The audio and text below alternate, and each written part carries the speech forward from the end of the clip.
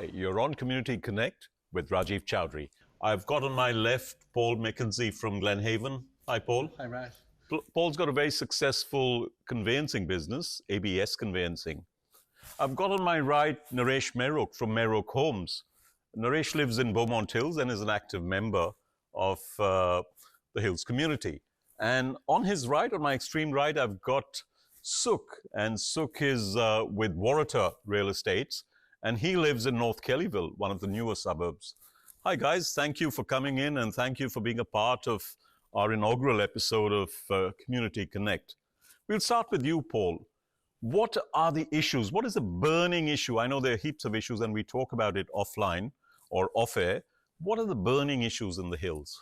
For the Hills and the Castle Hill electorate, what I've noticed, having lived in the area for many, many years, is traffic and parking. If you look at the Castle Hill CBD, okay, it's got the ring road. Maybe it should have been planned and designed and built better, but it's coming due now for an upgrade. With council and the stakeholders and working in with the local council and the state government, it needs to be a cohesive approach to work out the traffic in and out of Castle Hill, especially the peak hour periods, and get better traffic management and also parking for the CBD. Like Castle Towers keeps expanding, but what I've noticed over the years is the expansion of the shopping centres not equaling the car spaces. So when you expand a shopping centre in the CBD, you also need to expand the car parking. So all that needs to have a cohesive approach with stakeholders, residents, local businesses, local council, state government, but filtering in and out. Where I live at Glenhaven, we have Gilbert Road as our major thoroughfare, but our big concern and what we like to see done is Showground Road. Anyone knows Showground Road? It's at a standstill in peak hour. Funny enough, at the weekend in that area, there's more traffic through that area with Castle, what they call the trading zone, the weekends than during the week. Well, during the week, you get more people going to the city for work and stuff. The weekend, everyone gets out of the cars and go shopping and go to the Castle trading zone area. You've got Bunnings and you've got Harvey Norman. And Showground Road is horrendous also at the weekends, but even peak hour, it really needs to have a look at right from the Castle commercial area with Old Northern Road right through to Windsor Road. It needs extra lanes in. There's probably room to put extra lanes in, and especially Showground Road and Windsor Road, it really needs a better approach now. It's long overdue to get something done to get the traffic management from all sectors so people going north, south, east and west can get in and out of that part of the Castle electorate with Showground Road that filters through Windsor Road and also Old Northern Road, including my area of Gilbert Road. And effectively, in short, we're talking about infrastructure with the development of the Hills over the last couple of decades. I think we lack a little bit of infrastructure and there could be better planning. Traffic flow could be a lot better. Yeah, well, the classic example of that one is Norwest Business Park. It's a great business park that's built over many years. I believe there's something like 30,000 people going in and out of Norwest Business Park to work. But what it is on Old Windsor Road side, you've got two roads going in and out of Norwest Business Park. You've got Norwest Boulevard and Celebration Drive. Well, unfortunately, on the Windsor Road on the northern western end, it's only one thoroughfare through in and out Norwest Boulevard. It's a pity 20, 30 years ago with planning they didn't put more access points and routes to get in and out of Norwest, and that's something that needs to be looked at in the future to see where there's still land around us, maybe get some more roads in and out of Norwest to help with the traffic management.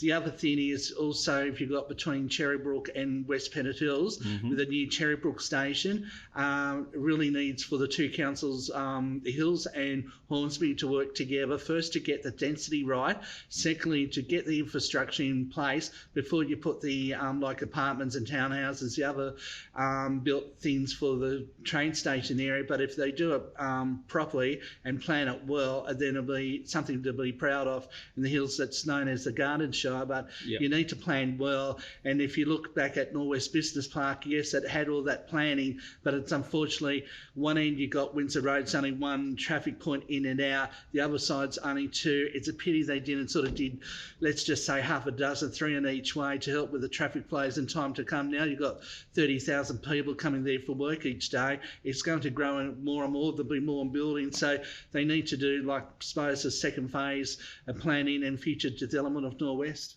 Yeah, Paul. And one of the biggest issues is whenever you talk to local government, they blame state government. Whenever you talk to state government, they say federal government, land, environment and planning, ABC, XYZ, Alpha Bravo Charlie. Let's stop the blame game and let's get the work done.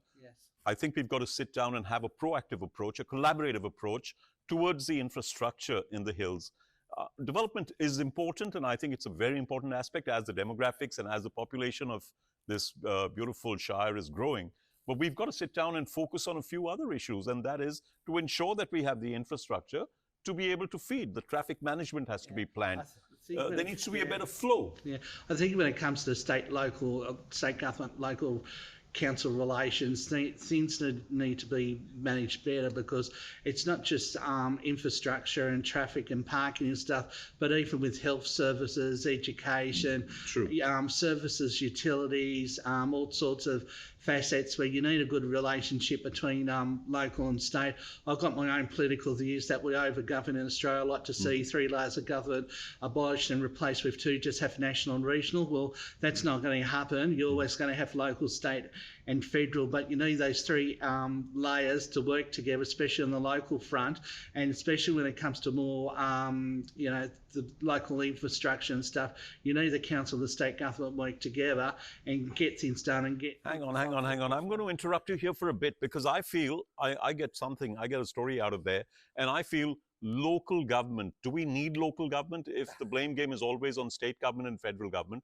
That's a question that we need to think of. It's the rates, it's the people's, it's the ratepayers' money, it's the tax money at the end of the day in some way, shape or form. Council rates, whatever. Do we need a local government? It's funny enough, there's been debate for many years. Like, I'm Sydney Australian born and bred. Some people say get rid of local councils, some people say get rid of state. I like to see both go and form just regional ones, so every regional area in New South Wales, Australia has their own region. If you look at Australia's history constitution-wise, very hard to make any constitution changes. I've got my own views about local councils. I like to abolish them, but there are merits and arguments to keep local councils, same with state government. But if you've got, to me, it's a double layer, but you need the 2 to work together. So you've got the local councillors and you've got the state MPs with state parliament and state government. They need to work together. Yes. Let's get views of yours on this development. What are your thoughts on what Paul has spoken about? I totally agree what Paul has mentioned. Basically, we need a development, but the thing is, it must be a balanced development. When the development comes in, we must need a infrastructure to be simultaneously taken care of that as well. So that's what I think. Great. And so, what are your views on the infrastructure, the traffic management? How long does it take you to get to your office? Where is your office in Westwood? This is Blacktown. So from North Kellyville, do you get stuck in that traffic? Yes, on Smantharali Drive. So do you run your office in your car? On the intersection of Old Windsor Road, that's a very, very, I think, the worst intersection where it takes a lot of time to get out of that intersection, especially and after that on Sunnyholt Road. But I totally agreed what Paul and Ray said. I totally agreed with the infrastructure that has to be in place before the big development. And majority of the developers, if we see in the hills area, are the private developers. Exactly. And once the land gets developed, and roads and parks has to be before that. Yes. But sometimes roads and parks built after that. So for the elderly people as well, they need parks to go out. For the kids as well, they need the walkways. True. Yeah. Absolutely correct. Most of us, well, all 4 of us here run small businesses. And I'm sure a lot of our times we spend in our cars having our meetings because we are stuck in roads, whether it's Showground Road or Norwest Boulevard, or whether it's Withers Road, School Zone, or whether it's coming from Beaumont Hills and you're coming on Samantha Rally Drive. Yes. So yes, we are all mobile warriors. It becomes a problem for us. And that's something that we need to look at, and we need to see how we can work and resolve that, where there's a cohesion, there's a collaborative effort made between the state government, the federal government, and the local government. Stop the blame game and start getting the work done. We haven't had a hospital in the hills. We've been around for so long, such Yes. an old shire. We don't have a hospital of our own. Yes, that's State true. government, where is Yeah. the hospital? Federal Well, government, where yeah. is the Well, hospital? that's a- Local yeah. government, why don't you Yeah. talk to the state and the federal government? Listen to the people and get the work done. Stop the Yeah. blame game, isn't There's it? a lot of history. I grew up in the Hills area. Now, where Excelsior Avenue is, there was supposed to be land set aside for a public hospital for the Hills area for many, many years. That didn't happen. What happened is a private hospital popped up Windsor Road. You now also got 3 private hospitals in Norwest Business Park, but with a public hospital, they're now looking for land in Rouse Hill. Well, I don't know what happened to the old school site of Rouse Hill Public School, but that would have been ideal location to get a public hospital for the area, and that would have been good for everybody. So I believe they're still looking around for a site, but that's something they need to do and get on with it. That we do now have hospitals in the area, but they're private hospitals, not to put anybody off, but it should be a mix between public and private, not just hospitals, but medical centres, medical facilities, people going to specialists. Castle Hill CBD with Butterwell Avenue's choking with specialists, but you need to look at other areas in the hills and set up like medical areas, so it's not all congested like Westmead medical area, but you have like a public hospital with emergency facilities at Rouse Hill. Pick the land, get on with it, but also plan and get all sorts of medical centres and facilities for the local area where the population keeps growing and growing. And people keep coming in. But That's right. gentlemen, none of us, we've got small businesses, Yes. none of us have talked about broadband. Telephone's not working. How about being in a brand new suburb, paying almost $1.5 million for a home in a plush suburb in northwestern Sydney, and you don't have broadband, you don't have the speed on your phone, you don't have the 3 bars of 4G, let alone 5G. There are so many Isn't black that- spots here. Yes, isn't that a problem? Yeah, Yes. all the time.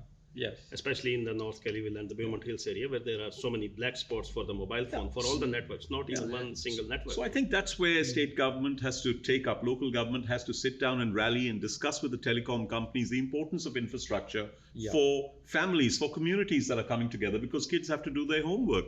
Yes. Kids have to work, young adults have to do their assignments. Yeah. All of this put together, we've got to run our businesses. And imagine you're trying to run a business and you don't have the broadband, you don't have the bandwidth to be able to have a Zoom call. Yeah. That's a little bit of a disaster, isn't it? It's also with the old suburbs, like with me at Glenhaven, there was a proposal for a communications tower at Glenhaven. They had a Zoom conference meeting, which I had my own words, because I work from home, and thank goodness the local federal member for our area, Broward, Julian Less, has been taking that up in Canberra, and it has improved over the time. I noticed since when Julian Less has gone on the bandwagon to make it an issue, that it has improved. But I remember it's not so long ago, laptop computer working from home.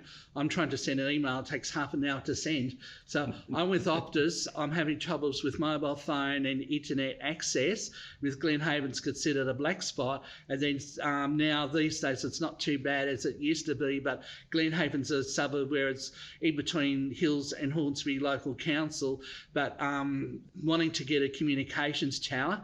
Okay, the spot they were proposing beside a childcare centre may not be the best spot, but there's, there could be 20 different areas where to put it. But the thing is, we all want the communications tower, but the other side of the coin, we don't want it in our backyard, so we don't want an ugly tower beside us, but we all want mobile phone use, we all want laptop computer use, mobile phone and internet. And what we need to do with local council, more so at the federal level, is work together with the telcos like Telstra, Optus and others, and get these communication towers up. And it's not just my suburb of Glenhaven. I went to a public meeting in Galston with Julian Less, and to his kindness organised the meeting. And I think when he sort of got people to raise their hands what suburbs they're coming from, was something like 15 suburbs across Hornsby side and the Hills side, from anything from my end, Glenhaven, right across to Whitesman's Ferry, all complaining about trying to use a mobile phone or internet. But the other thing is, people were getting up like Glenoria area, which is further out, said they can't even use the landline at times. So That's frustrating. this is something, and we've had bushfires and floods, and the reports have got back to Julian Less about emergency times where you ring 000 and then people, the emergency services going to rescue people through bushfires and floods at Wiseman's Ferry, but there's almost got to drive back to Glenorrhea area to get the receptionists to work out which hospital to get them to. All parts, all different suburbs. You look at North Kellyville, no bandwidth there, no broadband there. You don't have the best kind of speeds. Your GSM signals are very low. Box Hill has got the same issue. You've actually you're selling small blocks of land for colossal amounts of money, but there needs to be the infrastructure, there needs to be the schools, there needs to be hospitals, there needs to be the emergency services, and most important, guys, Castle Hill has the so-called Castle Hill CBD or the hills. You've got one PAC, you've got one police area command, and that's next to Castle Towers. So if an event happens here in Rouse Hill, guess how long it takes them to get here? I think we need one in Rouse. And imagine if it's, so you need one in Rouse Hill, you need one probably close to Box Hill. They need to plan all of these things, and that's where state governments has to put their heads together along with various layers of government and ensure that there is protection for these communities. Because right now we've got one PAC in Castle Hill and the whole Hills Shire. If someone has a problem in Box Hill, by the time the cops get there, the person would be dead. By the time the ambulance gets there, I was about to say, the other thing about more police stations, you need more ambulance stations in the area. So the response time's not long, it should be short. And then we need more we've got the volunteer bushfire brigades, but we also need more metropolitan ones that are provided by the state government. And we need more of those out there, so when there's fire, whether it's urban fire, bushfire, we've got those added resources, especially summertime. So let's sum up with the fact that we need to focus on a few issues. We need to sit down and see that we have better infrastructure, as you spoke about. We need to have better walkways and pathways and parks. We need to have schools. We need to have possibly 1 or 2 hospitals come up in the area as the development takes place.